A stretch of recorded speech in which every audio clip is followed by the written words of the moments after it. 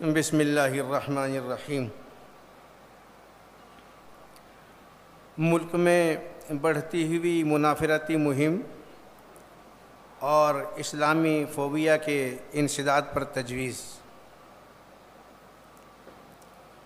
آج ہمارے ملک کو اسلامی فوبیا اور مسلمانوں کے خلاف نفرت اور اشتعال انگیزی کا مرض لاحق ہو گیا ہے۔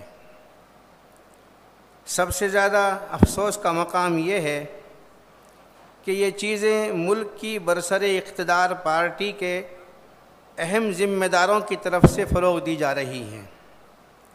مختلف بین الاقوامی اداروں، بھارت کی سول سوسائٹیوں کی رپورٹس اور سپریم کورٹ کے انتباہ کے باوجود جس طرح وطن عزیز کو ہندو، مسلم اور دلت میں بانٹنے کی کوشش کی جا رہی ہے، وہ گاندھی اور نہرو کے ہندوستان کے لیے شرمناک ہے۔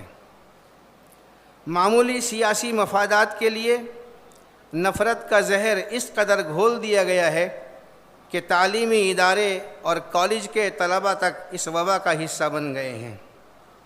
اس کی ایک مثال ممبئی ٹرین میں کالج کے طلباء کے ایک گروپ کے ذریعے ایک مسلم خاندان کے ساتھ زیادتی کا واقعہ ہے۔ ایسی صورتحال میں ملک کی سالمیت اور نیک نامی کے حوالے سے جمعیت علماء حکومت ہند کو متوجہ کرنا چاہتی ہے، نمبر 1 کہ وہ خود احتسابی سے کام لے اور نفرتی تقاریر اور ہیٹ کرائم کی روک تھام کے لیے ایک ٹھوس اور مؤثر لائحہ عمل وضع کرے۔ نمبر 2 عام انتخابات کے موقع پر جن پارٹیوں کی طرف سے نفرتی بیانات دیے جاتے ہیں، ایسی پارٹیوں کی قانونی حیثیت ختم کر دی جائے۔ اگر کسی امیدوار نے بیان دیا ہے تو اس کی امیدواری کالعدم کر دی جائے۔ نمبر 3 سپریم کورٹ کی واضح ہدایات کی روشنی میں لاپرواہی برتنے والی ایجنسیوں پر ایکشن لیا جائے اور شرپسندوں کو کیفر کردار تک پہنچایا جائے۔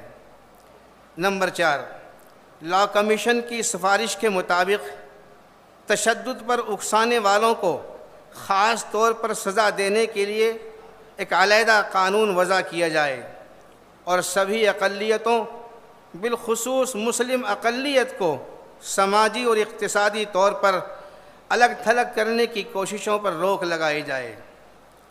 ملک میں ہم آہنگی کو فروغ دینے کے لیے national foundation for communal harmony اور نیشنل انٹیگریل کونسل کو فعال بنایا جائے اور اس کے تحت بقائے باہم سے متعلق پروگرام منعقد کیے جائیں۔